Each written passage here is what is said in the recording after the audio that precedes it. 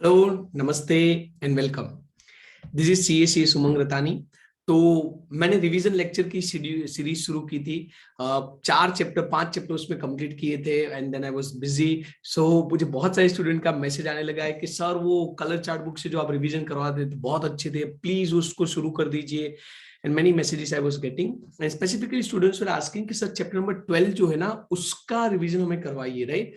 तो I am back, right? So today we are going to start chapter number 12, that is your bank audit। और bank audit की तरह मेरी जो colour chart book है उसके तरीके से क्या क्या चीजें आपको याद रखनी है लास्ट के टाइम पे 30 मिनट्स के अंदर आप कैसे सारी चीजों को रिवाइज कर सकते हो, क्या मेजर कंसेप्ट याद रखने, क्या चीजें हैं वो हम यहाँ पे आज डिस्कस करेंगे, राइट? तो लास्ट तक बने रहना, मैं आपको इंपॉर्टेंट क्वेश्चन कौन से हैं वो सारी चीजें इसमें चार्ट बुक के थ्रू ही सारी चीजें समझाऊंगा, right? So let's dive into the same. I am sharing my screen with you people, right? तो जो चैप्टर नंबर 12 है आपका, that is all about the bank audit, right?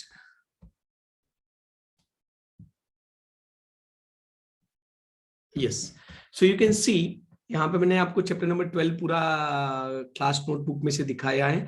So obviously you are not considering, so I am making this little bigger also so that you can see it properly. मैं screen भी थोड़ी बड़ी कर रहा हूँ, just give me a minute. Yeah I think it is fair enough now.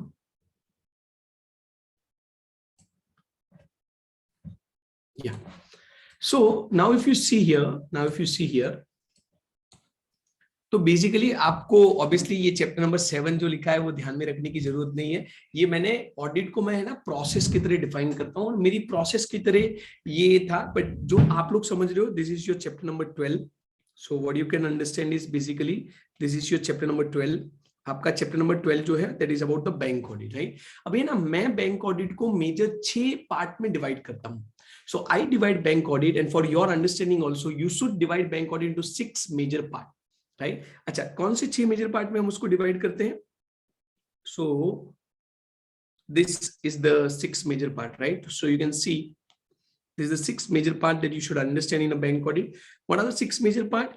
सबसे पहले आपको याद रखना है कि जब ये पूरा चैप्टर शुरू होता है तो इनिशियली यहाँ पे आप देख सकते हो, इनिशियली इन्होंने ना basics of banking regulation act के बारे में, और कोई भी किसी भी का आप ऑडिट करोगे ना तो सबसे पहले आपको उसके रूल्स रेगुलेशन समझने पड़ते हैं, right?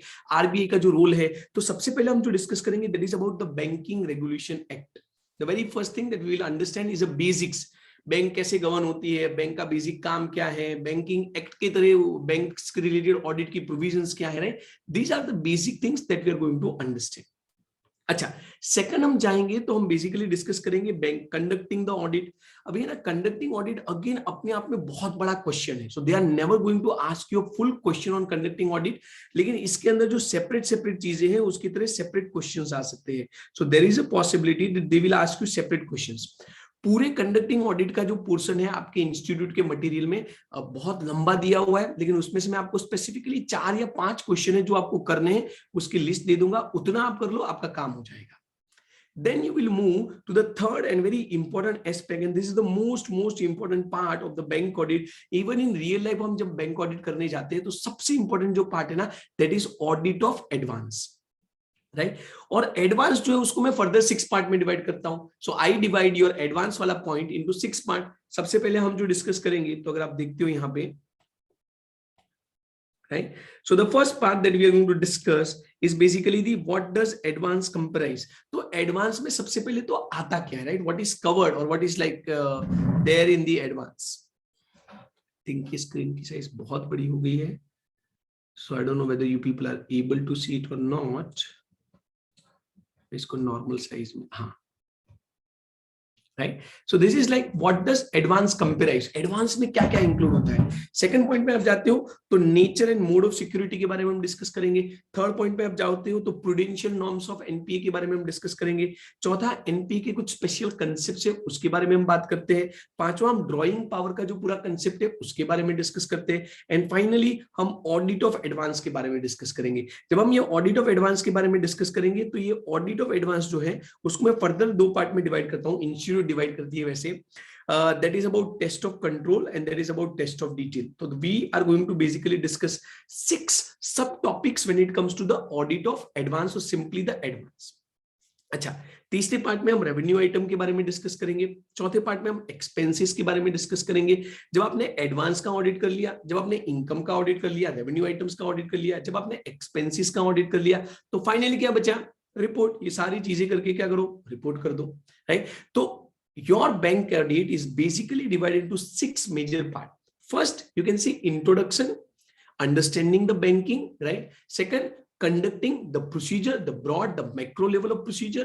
Third, the most important part, the advance. Bank audit is all about audit of advance, right? It is revolving around, behind, up, down, everything in context of advance, right? Advance हो गया, उसके बाद major चीज क्या check करोगे? Revenue. Revenue के बाद क्या चेक करोगे? एक्सपेंस। और ये सब कुछ हो गया तो क्या करोगे? रिपोर्टिंग। तो आपका बैंक ऑडिट वहां पे क्या हो जाता है? खत्म हो जाता है। अच्छा, जो रेवेन्यू आइटम है उसमें बेसिकली 4 मेजर टॉपिक या तो क्वेश्चन है जो आपको समझने हैं। सो रेवेन्यू आइटम की तरह there are 4 major topics that are there. एक है ऑडिट ऑफ रेवेन्यू आइटम। मैंने पिछली बार के स्टूडेंट को बोला था कि इसमें से कंफर्म क्वेश्चन आएगा और वो आया हुआ है, राइट? तो still I am saying this is a important part. तो रिवर्सल ऑफ इनकम आपके लिए बहुत इंपॉर्टेंट क्वेश्चन है जो आ सकता है। मेमोरेंडम अकाउंट है, पार्शियल रिकवरी है, so these are good questions, right?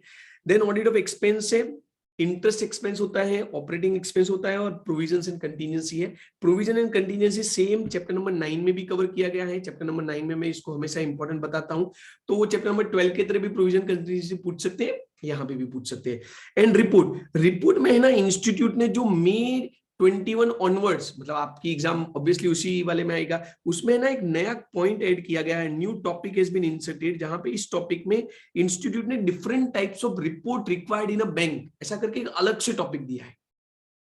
Whenever a new topic is given, it means there is a full chance कि इसमें से क्वेश्चंस आएंगे, राइट? और स्पेसिफिकली रिपोर्टिंग के ऊपर का क्वेश्चन है, so there is a high chance कि इसमें से क्वेश्चन आएगा।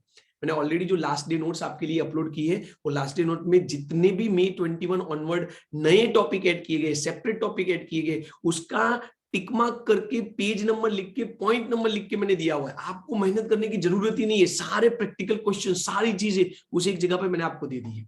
अच्छा, अभी मैंने बोला आपको 6 चीजें मेजर पार्ट की तरह आपको याद रखनी है, और वो 6 चीजों के डिवीजन में जाते हैं। तो एडवांस में again there are 6 things, right? So 6 macro part and one of the point is advance. उसमें 6 अगेन पार्ट, 12 मेजर टॉपिक याद कर लो, 12 टॉपिक के अंदर सेपरेट सेपरेट टॉपिक्स याद कर लो, आपका बैंक ऑडिट खत्म। बढ़िया है ना, right? That's all about your bank audit. अच्छा, let's dive into each and every point. तो मैंने बोला एक ही इंपॉर्टेंट क्वेश्चन है, मैंने ये जो कलर चार्ट बुक बनाई है उसके पहले, मतलब ये न्यू टॉपिक ऐड किए उसके पहले बनाए हुए, तो new topic colour chart book में नहीं है, इसीलिए लास्ट डे रिवीजन में अलग से उसको इंक्लूड किया गया है। So make sure you read the last day revision notebook because that is very important. Okay, moving forward, आप यहाँ पे देख सकते हो एडवांस। तो मैं एडवांस को थोड़ी देर के बाद ले रहा हूँ। सबसे पहले हम आ जाते हैं provisions of banking regulation act. तो जो मैंने आपको बोला ना फर्स्ट पार्ट है, तो हमने बोला इसको 6 मेजर पार्ट में डिवाइड करेंगे। Out of this 6 major part, जो फर्स्ट पार्ट हमारा है that is about the introduction and understanding of banking. इसमें एक दो छोटे मोटे क्वेश्चंस भी हैं, बट मैं बोलूंगा वो लास्ट टाइम पे, आप एग्जाम के टाइम पे वो चीजें नहीं करोगे तो भी चलेगा। जैसे एक क्वेश्चन है रोल ऑफ आरबीआई, कि भाई बैंकिंग की तरह और जनरल तरीके से आरबीआई का क्या रोल है। फिर एक क्वेश्चन है कि लॉज एप्लीकेबल टू बैंक्स, कि भाई बैंक को कितने कितने कैसे कैसे तरीके के लॉज एप्लीकेबल होते हैं, राइट? तो ऐसा भी एक क्वेश्चन है। फिर बेसिकली एक क्वेश्चन है कि बैंक्स जो होती है उसका फंक्शन कैसे होता है और बैंक की यूनिक पिक्यूलर फीचर क्या है। But this is all very basic things, right? एक क्वेश्चन है टाइप्स ऑफ बैंक्स। तो मैं जनरली क्या सजेस्ट करता हूं कि छोटे छोटे क्वेश्चन है ना, आपको पहले पढ़ लेने हैं, बट एग्जाम के टाइम पे रोल ऑफ आरबीआई नहीं पढ़ के जाओगे तो भी आएगा यार। ये आप ना फाउंडेशन से सीख के आ रहे हो, आरबीआई का रोल क्या है, बैंकिंग के लॉज कौन से एप्लीकेबल है। तो लास्ट दिन पे ऐसी चीजों के ऊपर टाइम मत वेस्ट कीजिए। जब मैं बोलता हूँ टाइम वेस्ट मत कीजिए, डजंट मीन कि ये कभी पूछेंगे ही नहीं, पूछ सकते हैं किसी केस में, they may ask you, right? But I am saying you this you already know, you don't need to waste your time in things that you already know, right? अच्छा, तो अगेन रोल ऑफ आरबीआई तो हमने भी यहाँ पे include किया गया है। उसके बाद आप देखते हो तो सबसे पहले सेक्शन 29 है, राइट। आपको ये सेक्शन 29 की तरह इतना याद रखने का कि जैसे कंपनीज एक्ट में सेक्शन 29 है, राइट, 129 है, जो बोलता है कि कंपनी को अपने फाइनेंशियल स्टेटमेंट बनाने हैं, फाइनेंशियल स्टेटमेंट की तरह शेड्यूल 3 फॉलो करना है और उसकी तरह बैलेंस शीट और P&L बनाना है। सेम वैसे बैंकिंग का खुद का शेड्यूल 3 है और उसका खुद का सेक्शन 29 है। तो बोलता है कि भी बैंकिंग को भी अपने जो पार्ट ए है जिसमें फॉर्म ऑफ बैलेंस शीट है और पार्ट बी है जिसमें P&L का फॉर्म है, वो मेंटेन करना है। अच्छा, सेक्शन 30 ये हमारा फेवरेट सेक्शन। ये सेक्शन 30 बोलता है कि बैंकिंग कंपनीज को, क्योंकि वो कंपनी है, उसी तरीके से ऑडिट करने का जैसे कंपनी ऑडिट करती है। अच्छा, एक कंपनी कैसे ऑडिट करती है, पूरा chapter number 10 section 139 to section 148। अच्छा, बैंक की तरह उनको कंपनी जैसे करना है, कंपनी की तरह ऑडिट करना है, it has to be by chartered accountant only, section 141, right. वो बोलता है कि चार्टर्ड अकाउंटेंट के थ्रू ही आप ऑडिट करवा सकते हो। तो अगर कंपनी को सीए रखना मैंडेटरी है as a audit part, right, तो बैंक को भी सीए रखना मैंडेटरी है। क्यों? Section 30 of the banking regulation act, section 30 of the banking regulation act. अच्छा, फिर एलिजिबिलिटी क्वालिफिकेशन की सारी बातें हैं, तो ये सब सेम है, एलिजिबिलिटी क्वालिफिकेशन सेम है। क्यों? क्योंकि जैसे इन्होंने बोला कि उनको भी वही सेक्शन जो ये वाला सेक्शन है। Remuneration same as companies act, power duties same as companies act, तो बाकी की सारी चीजें जो है ना वो सेम एज कंपनीज एक्ट ही है। The only thing that changes, जो एक ही चीज जो चेंज हो रही है, that is appointment of auditor. इसका मतलब ये इंट्रोडक्शन वाली सारी चीजों में एक ही क्वेश्चन इंपॉर्टेंट है, एक ही क्वेश्चन आपको समझना है इंट्रोडक्शन वाले में, that is appointment of auditor. Banking company में अलग अलग बैंक की तरह अलग अलग अथॉरिटी है जो बैंकिंग कंपनी के ऑडिटर को अपॉइंट करती है। I am repeating, banking company की तरह अलग अलग बैंक की तरह अलग अलग अथॉरिटी है जो बैंकिंग कंपनी के ऑडिटर को अपॉइंट करते हैं। तो उसका अपॉइंटमेंट सेक्शन 139 की तरह जो है उस तरीके से नहीं होता है। There is a specific provision for the appointment of auditor. Specific provision क्या है? 4 अलग अलग केस है, वो याद रखना है, खत्म हो गया वो। जैसे आप यहाँ पे देख सकते हो, राइट, क्या लिखा है? नेशनलाइज बैंक होती है तो it is to be appointed by the board of directors, right. और जनरल बैंक होती है तो उसमें शेयर होल्डर अपॉइंट करते हैं, लेकिन दोनों ही केस में रिजर्व बैंक की परमिशन लेनी है। स्टेट बैंक ऑफ इंडिया है, मैं इसको थोड़ा बड़ा करता हूं तो आप लोगों को पता चलेगा। एक्चुअली मैंने अभी इसको ग्राफी में नहीं लेके इसमें इसीलिए लिया क्योंकि वहां पे I was not able to make screen bigger और स्मॉलर, राइट। और समटाइम स्टूडेंट को लग रहा था कि रीडेबिलिटी है कि नहीं, तो now I am basically taking it where you can see the full things also, right. So that's the reason. Okay, तो आप देख सकते हो स्टेट बैंक है तो उसका ऑडिटर सीएजी अपॉइंट करते हैं, तो स्टेट बैंक ऑफ इंडिया का ऑडिटर सीएजी अपॉइंट करेंगे। Subsidiary of State Bank of India है तो बोर्ड ऑफ डायरेक्टर अपॉइंट करते हैं। रीजनल रूरल बैंक है तो bank concern with central government appoint करती है, राइट। तो आपको ये याद रखना है, देखो 4 अलग अलग कैटेगरी होगी। General bank share holders, nationalize bank BOD, State Bank of India CAG, subsidiary of State Bank of India board of director, और basically regional rural bank board of director with central government. So appointment is the only thing that differs everything else just like a companies act, similar to the companies act, और auditor और सारी provision तो purely as like the companies act. अच्छा, आगे बढ़ते हैं, second point में जाते हैं। और ये सारी चीजें स्पेसिफिकली मैंने आप लोगों को हेल्पफुल हो सके इसलिए बनाई है, right. So do give me review, do give me comment, आपको कैसा लग रहा है, are you enjoying this kind of sessions and other things और नॉट, राइट। अच्छा, दूसरे पार्ट में आप जाते हो तो कंडक्टिंग ऑडिट का पूरा टॉपिक है, देखो। और मैंने है ना कंडक्टिंग ऑडिट को बहुत रिव्यू करने के बाद एक प्रॉपर स्ट्रक्चर में लेके आया हूँ। आप इंस्टीट्यूट का मॉड्यूल इसमें पढ़ोगे ना तो खो जाओगे, because it is unstructured, it is haphazard, और आपको समझ में नहीं आएगा कि सिस्टम की तरह क्या हो रहा है। आइडियली कभी भी आप ऑडिट करते हो ना तो 5 बातें याद रखने की, 5 स्टेप याद रखने का। वैसे मैं तो 7 स्टेप बोलता हूं, बट इस पर्पस के लिए आप 5 स्टेप याद रख लो कहीं पे भी ऑडिट करने जाते हो ना, because it is applied audit. आप आगे चैप्टर नंबर 1 से 9+11 में, आप आगे चैप्टर नंबर 1 से 9+11 में क्या करते हो, आप you basically look into the audit as a process, general audit is a process. Now you are talking about applying that process into the bank, that process into the other different types of entity. अच्छा, तो यहां पे आपको क्या ध्यान में रखना है कि कोई भी बैंक के ऑडिट में जाओ ना, 5 बातें। सबसे पहले बैकग्राउंड वर्क, इसको हम बोलते हैं इनिशियल कंसीडरेशन। सबसे पहले बैकग्राउंड वर्क, इसको हम बोलेंगे इनिशियल कंसीडरेशन। अच्छा, बैकग्राउंड वर्क हो गया आपका, आपने इनिशियल कुछ बातें कंसीडर कर दी, अभी क्या, तो अभी आप आरएपी करोगे, हाँ, रिस्क असेसमेंट करोगे, क्योंकि जितना रिस्क होगा उतना ही रिस्पॉन्ड करने का, रिस्क ज्यादा तो रिस्पॉन्स बेटर करने का, रिस्क कम तो प्रोसीजर कम करेंगे। तो मेरी आगे की जितनी भी प्रोसीजर है वो किसके ऊपर डिपेंड करती है, रिस्क के ऊपर डिपेंड करती है। देन हम चीजों को प्लान करेंगे। सो रिस्क के बेस पे हम क्या बनाते हैं, प्लान। प्लान जो बनाते हैं उसके बेस पे क्या करते हैं, एग्जीक्यूट, तो रिस्पॉन्ड करते हैं। और फाइनल एक चीज यहां पे नहीं लिखी है क्योंकि वो अलग से टॉपिक की तरह इन्होंने इंक्लूड किया है, बट फाइनल एक चीज जो है that is about the reporting, right. So पांचवा जो पार्ट है that is about the reporting. यहां पे हम रिपोर्टिंग को अलग से कवर करेंगे, but the fifth part is about the reporting. इसका मतलब समझो कि कहीं पे भी ऑडिट में जाते हो सबसे पहले बैकग्राउंड वर्क करो, बैकग्राउंड वर्क के बाद आप understanding of entity and risk assessment करो, रिस्क असेसमेंट के बेस पे आप प्लानिंग करो, प्लानिंग के बेस पे एग्जीक्यूशन करो, और जो कुछ भी आप एग्जीक्यूट करते हो, सुनना मुझे ध्यान से, जो कुछ भी आप एग्जीक्यूट करते हो उसका आप क्या बना दो, रिपोर्ट कर दो। तो कोई पूछे ऑडिट कैसे करना है, how the audit is to be done, right. Audit के रिलेटेड 5 मेजर स्टेप है। बैकग्राउंड वर्क करो, टर्म्स कंडीशन क्लियर करो, उसका स्कोप ऑफ वर्क सारा जान लो, उसके बेस पे understanding of entity, understanding of control, risk assessment procedure करो, रिस्क असेसमेंट प्रोसीजर के बेस पे प्लानिंग करो, प्लानिंग में जो कुछ भी कंसीडर कर रहे हो उसके बेस पे, प्लानिंग में जो चीजें हो रही है उसके बेस पे रिस्पॉन्ड करो। ऐसे 330 है पूरा उसका। और रिस्पॉन्स आपने जो किया है उसके बेस पे आप क्या बनाओ, रिपोर्ट बनाओ। जो भी आपका रिस्पॉन्स आया है उसके बेस पे आप क्या करो, रिपोर्टिंग करो। सो that is all about conducting audit. Conducting audit में यहाँ पे उन्होंने उसी पॉइंट्स को क्या किया है, कवर किया गया है। अच्छा, अभी आप ध्यान रखना कि ये जो इनिशियल कंसीडरेशन इन्होंने यहाँ पे दिया है, ये जो इनिशियल कंसीडरेशन इन्होंने यहाँ पे दिया है that is a separate question. वो आपको अलग से क्वेश्चन की तरह आ सकते हैं। अगर ये आता है तो 5 पॉइंट लिखने के।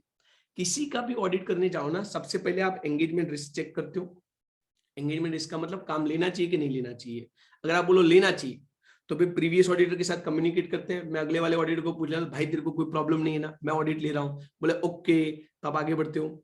तीसरा, आप डिक्लेरेशन ऑफ इंडेटनेस लेते हो। जिस बैंक का आप ऑडिट करते हो उस बैंक से आपने लोन लिया हुआ नहीं होना चाहिए। अगर आप उस बैंक से लोन लिया हुआ है तो उसमें आप ऑडिट नहीं कर सकते हो, तो आप डिक्लेरेशन देते हो कि मैंने लोन लिया नहीं है। फोर्थ, आप बेसिकली इंटरनल ऑडिटर हो तो स्टैट्यूटरी ऑडिटर नहीं बन सकते, स्टैट्यूटरी ऑडिटर हो तो आप इंटरनल ऑडिट नहीं कर सकते, तो यू मेक श्योर करना है। एंड 5 एंड फाइनली 210 की तरह टर्म्स एंड कंडीशंस क्लियर कर लेनी, राइट। बिना टर्म्स एंड कंडीशन क्लियर किए, बिना प्री कंडीशंस ऑफ ऑडिट के आप कभी भी ऑडिट करने नहीं जाओगे। Second, risk assessment. Risk assessment में पूरा आपका चैप्टर नंबर जो 4 है उसका जो ऐसे 315 वो यहाँ पे रिपीट होता है, राइट। बट इसमें एक सेपरेट क्वेश्चन है जो आपको ध्यान में रखना है, which is this understanding the risk management system, right, या तो element of risk management system. अभी कई बार स्टूडेंट को लगता है रिस्क मैनेजमेंट सिस्टम कुछ नया पूछ रहे, कुछ नई बातें कर रहे हैं। ना बाबा, ये चैप्टर नंबर 4 में आपने ऑलरेडी पढ़ लिया है। वहां पे एक टॉपिक था कंपोनेंट ऑफ इंटरनल कंट्रोल, और इंटरनल कंट्रोल के 5 कंपोनेंट थे। एक था कंट्रोल एनवायरनमेंट, दूसरा था एंटिटीज आरएपी, तीसरा था बेसिकली कंट्रोल एक्टिविटी, चौथा था मॉनिटरिंग ऑफ एक्टिविटी, पांचवा था इंफॉर्मेशन सिस्टम। यहाँ पे वही 5 बातें अगर आप ध्यान से पढ़ोगे ना, सो this is the repetition of control component of control from chapter number 4। इसको यहाँ पे अलग से पूछेंगे बैंक के कॉन्टेक्स्ट में। क्या पूछेंगे? Risk management process. एक बार पास्ट में पूछा हुआ भी है, फिर से भी पूछ सकते हैं। It's a important question. यहाँ पे जो तीसरे नंबर का टॉपिक जो मैंने मार्क करके दिया है दैट्स ए इंपॉर्टेंट क्वेश्चन। तो यहाँ पे आप देख सकते हो oversight and involvement of DCWG, monitoring of risk, control activity, monitoring activity and reliable information system. तो 5 पॉइंट आपको उसको याद रखने। फिर प्लानिंग आप देख सकते हो, स्टैंडर्ड नंबर भी सेम ही है। ऐसे 300 की बातें हैं, मटेरियलिटी की बातें हैं, राइट, 320 की बातें हैं, क्वालिटी कंट्रोल की बातें हैं। सिर्फ एक बात आपको यहाँ पे याद रखनी है कि जो आप प्लान बनाते हो ना उसका कई बार आप समराइज्ड वर्जन भी बनाते हो। That summarised version of plan is called planning memorandum. That summarised version of the plan is called planning memorandum. अच्छा, आगे हम बढ़ते हैं। एग्जीक्यूशन के बारे में है। एग्जीक्यूशन की तरह आप रिस्पॉन्स करोगे, रिस्पॉन्स की तरह इनिशियल एंगेजमेंट चेक करोगे, गोइंग कंसर्न सही है कि नहीं वो चेक करोगे, फ्रॉड की तरह कोई रिस्क है कि नहीं 240 की तरह चेक करोगे, स्ट्रेस टेस्टिंग करोगे, बेसल 3 के नॉर्म्स देखोगे, और फाइनली कुछ रिपोर्ट्स है जिसके ऊपर हम रिलाई करते हैं। आपको ध्यान रखना है कि ये जो रिपोर्ट वाला टॉपिक है दैट इज इंपॉर्टेंट। अलग से आपको एक टॉपिक दिया गया है कि there are certain report that I consider before concluding, before going to the reporting part. समझना, दोनों क्वेश्चन अलग है। आगे जब मैंने आपको बोला ना कि न्यू टॉपिक ऐड किया गया वो है कि बैंक की तरह ऑडिटर कितने कितने तरीके की रिपोर्ट देता है। तो मैं 5, 7, 10 तरीके की रिपोर्ट देता हूँ। ये कौन से रिपोर्टिंग क्या क्या बातें चेक करता हूं मेरी एग्जीक्यूशन के टाइम पे। So which report I consider, this part of execution. वो सब कुछ कंसीडर करने के बाद, ऑडिट करने के बाद मैं क्या रिपोर्ट बनाता हूं, किस तरीके की रिपोर्ट बनाता हूं, तो वो that is a separate question. अच्छा, यहाँ पे एक और क्वेश्चन है जो इंस्टीट्यूट का फेवरेट है, जो उन्होंने बार बार बार बार बार बार पूछा है, वो है engagement team discussion. Engagement team discussion, you won't believe 3 exam से बैक टू बैक ये लोग यही क्वेश्चन पूछ रहे हैं, right. Engagement team discussion generally है ना, रिस्क असेसमेंट के बाद प्लानिंग की स्टेज पे मैं आगे की कोई भी चीज करूं उसके पहले मैं मेरी एंगेजमेंट टीम, मतलब कि मेरी ऑडिट की जो टीम है उसके साथ डिस्कशन करता हूं।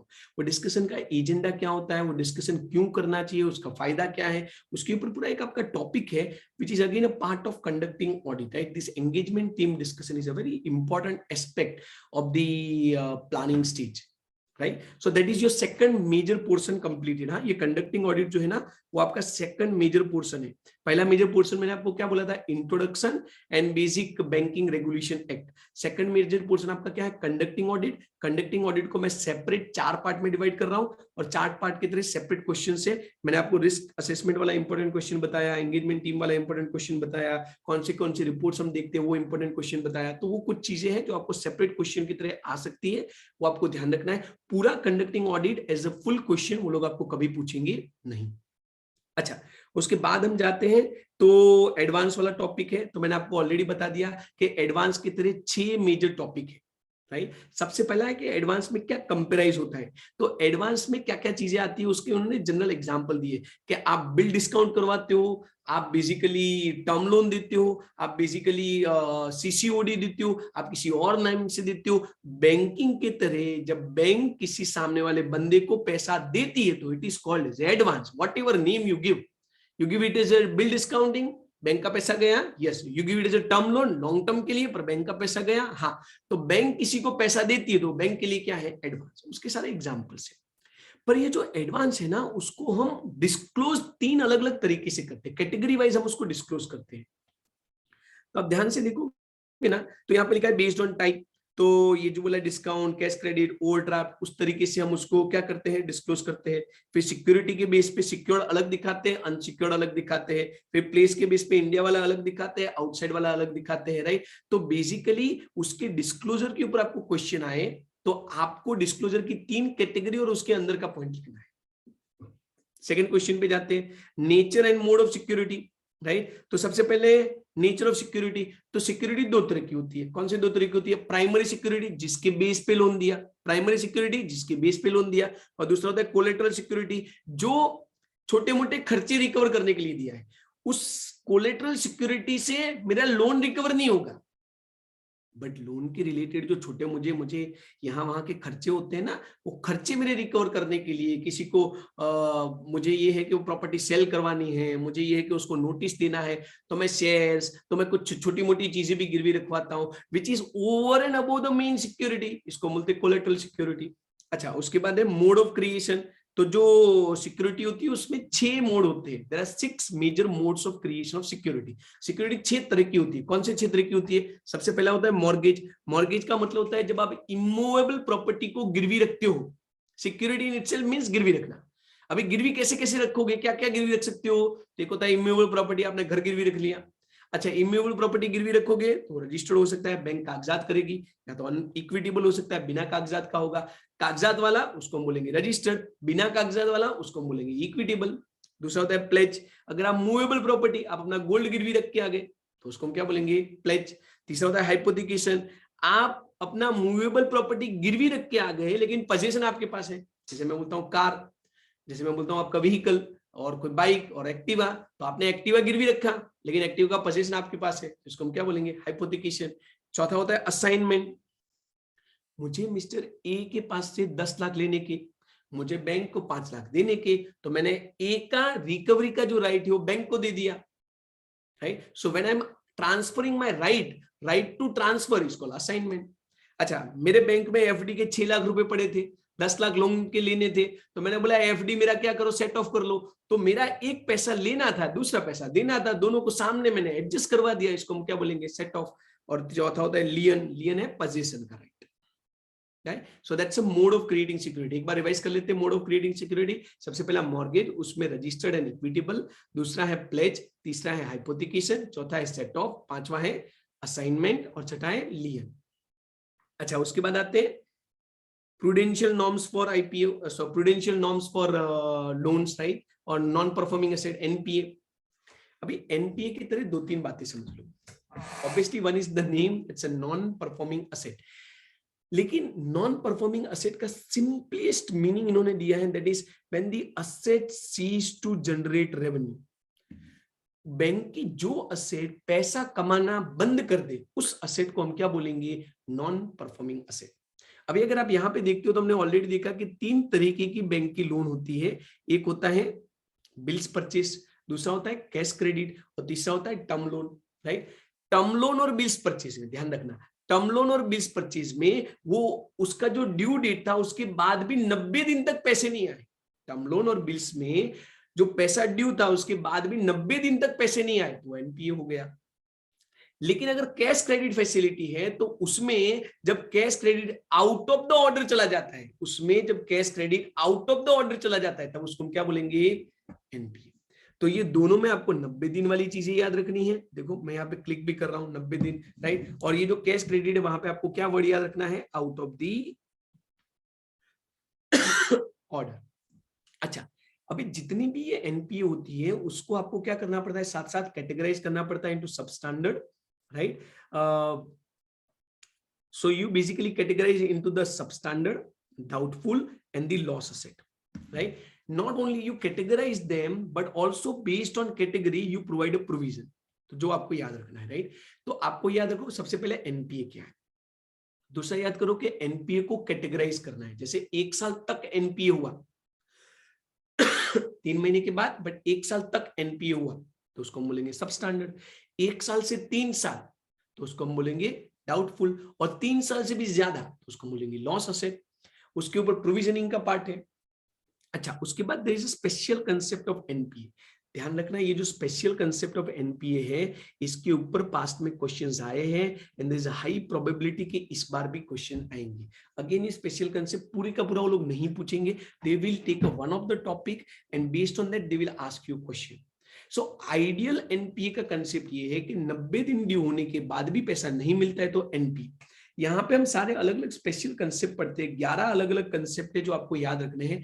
आपकी बुक में 3-4 पेज भर भर के दिया है, मैंने उसको एकदम समराइज कर दिया है जहां पे 11 पॉइंट्स याद रखो और ये समझो कि ये 11 पॉइंट्स की तरह स्पेशल कंसेप्ट है तो कुछ अलग हो रहा है. ये कंडीशन में फॉलो होने के बाद भी एनपीए नहीं गिना जाएगा, या तो इसको एनपीए अलग तरीके से गिना जाएगा, राइट. तो कुछ बेसिक पॉइंट्स भी है यहाँ पे है, आप देख सकते हो.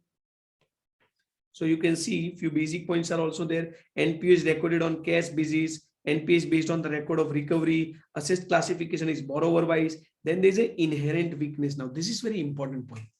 Generally NPA year के end में पैसा नहीं आया तो हम उसको एनपीए बोलेंगे. लेकिन कई बार लोग क्या करते हैं, वो लोग भी अभी होशियार हो गए, समझदार हो गए, तो एंड मोमेंट पे आके पैसा दे देते, पूरे साल नहीं देते, एंड मोमेंट पे पैसा दे देते. तो बोले अगर पूरे साल नहीं दिया, इनहेरेंट वीकनेस है और ईयर के एंड में थोड़ा पैसा आता है तो भले थोड़ा पैसा आया, that person would be considered as a NPA. फिर अगेन एक बड़ा इंपॉर्टेंट कॉन्सेप्ट है कंसोर्टियम लोन का. जब 3-4 बैंक साथ में मिलकर लोन देती है तो हम उसको कंसोर्टियम लोन मिलते हैं. गवर्नमेंट ने गारंटी दिया है, गारंटी वापस ले लेती है तो एनपीए हो जाता है. इरोजन इन वैल्यू होता है, वैल्यू 50% से ज्यादा गिर जाती है, 90% से ज्यादा गिर जाती है तो एनपीए हो जाता है. बैंक अपने स्टाफ को लोन देता है तो उसमें जनरल कंसेप्ट ऑफ एनपीए नहीं लगते हैं. नेचुरल कैलेमिटी आ गई, बाढ़ आ गई, बारिश आ गई तो ऐसे केस में एनपीए अलग तरीके से गिना जाता है. एग्रीकल्चरल लोन है तो उसमें short duration crop, long duration crop का कंसेप्ट है, उसमें एनपीए अलग तरीके से गिना जाता है. तो ये सारे ऐसे कंसेप्ट है जिसमें एनपीए को सेपरेट अलग तरीकों से गिना जाता है. Okay, then we have a concept. तो अगर आप यहां पे देखोगे, so now the next topic if you see the drawing power, right. Drawing power is very important topic. तो ड्राइंग पावर का मतलब ये होता है कि जितना भी एक है ना सैंक्शन लिमिट होती है, बैंक आपको 50 लाख का लोन सैंक्शन किया, बट 50 लाख का 50 लाख एक साथ नहीं देती है। बैंक बोलती है 50 लाख 5 साल में विड्रॉ करना है। तो इस साल आप कितना विड्रॉ कर सकते हो, बोले 10 लाख। इस साल जो विड्रॉ कर सकते हो उसको बोलेंगे ड्रॉइंग पावर। तो 10 लाख आपका ड्रॉइंग पावर हुआ। तो ऑब्वियसली आपका सारा चीज ड्रॉइंग पावर की लिमिट में होना चाहिए। It has to be within the limit of drawing power.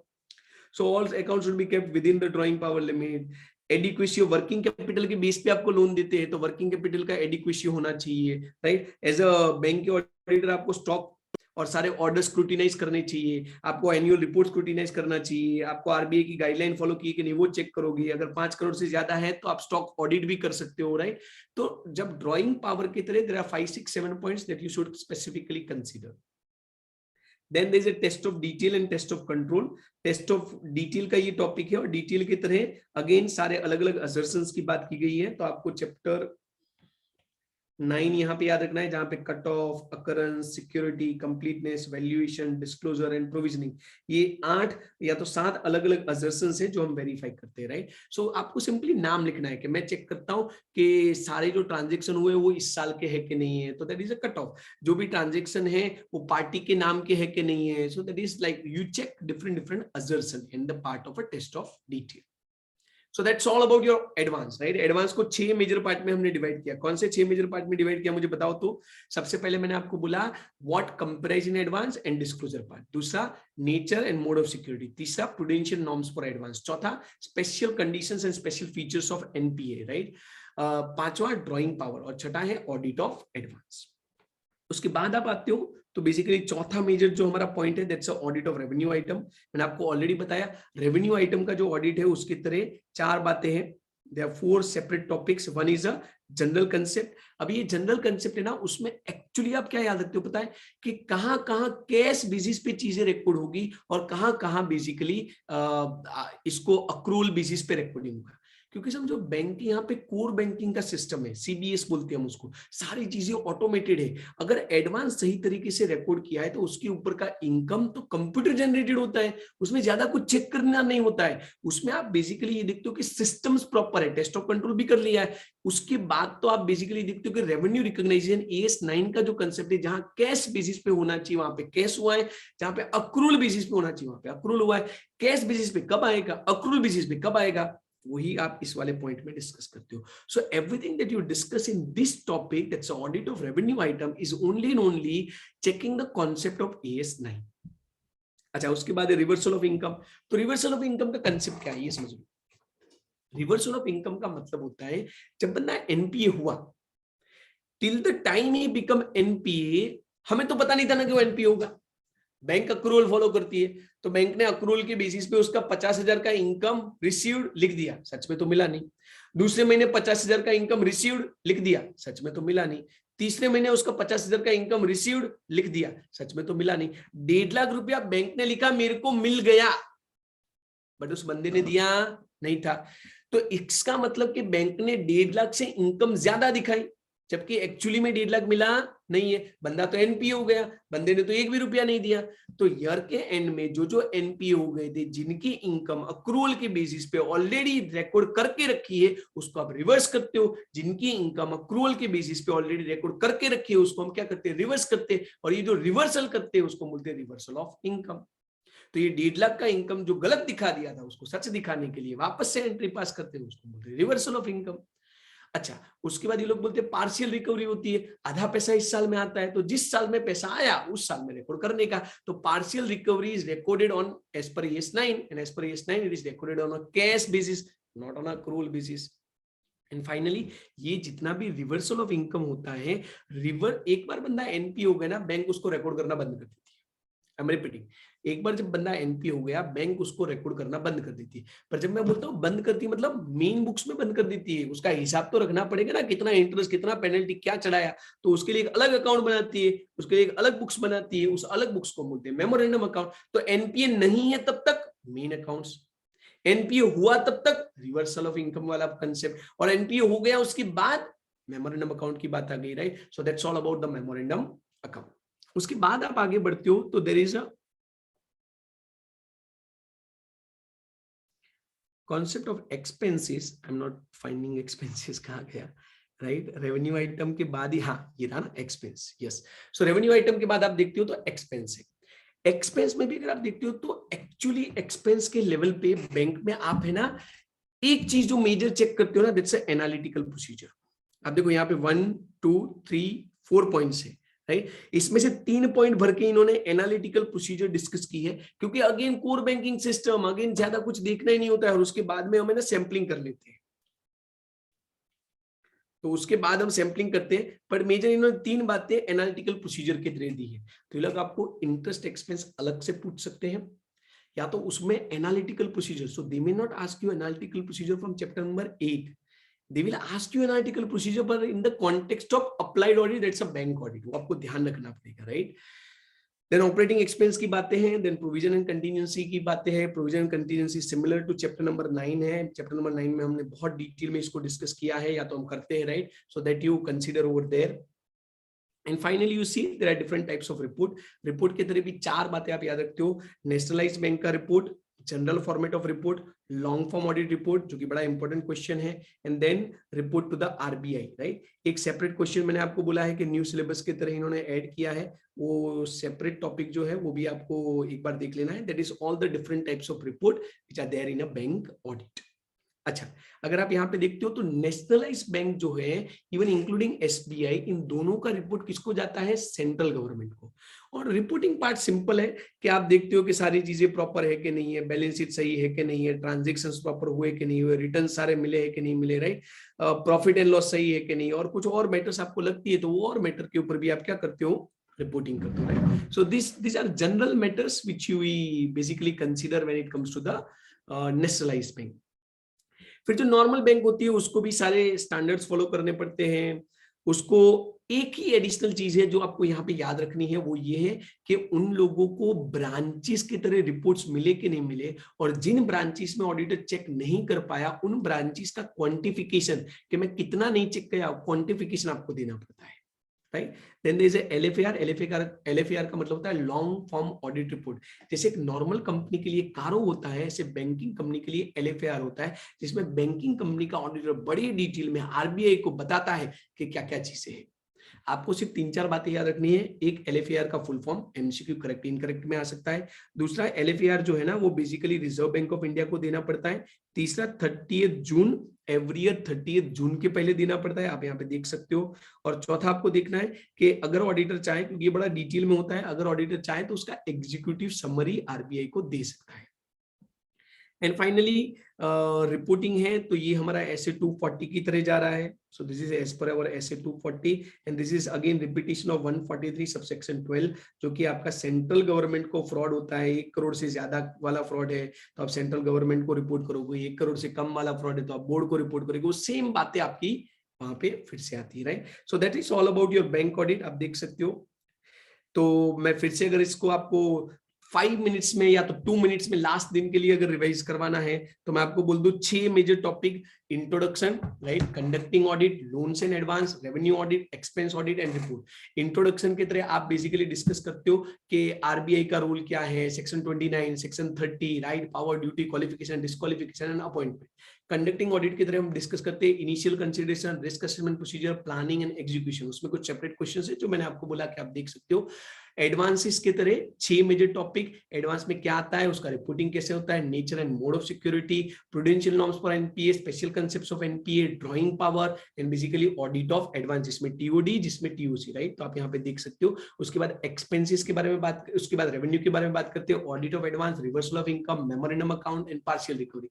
Expenses की तरह interest expense, operating expense and provisions and contingency, right. And finally reporting की तरह 4 तरीके की रिपोर्ट आपको याद रखने हैं: nationalised bank, format of general bank, long form audit report and reporting of fraud, 240 wala and central government wala, right. So that's all about today, the bank audit. Do share me reviews, do tell me what do you want more from my side. I'm here to help you people. Thank you. Namaste.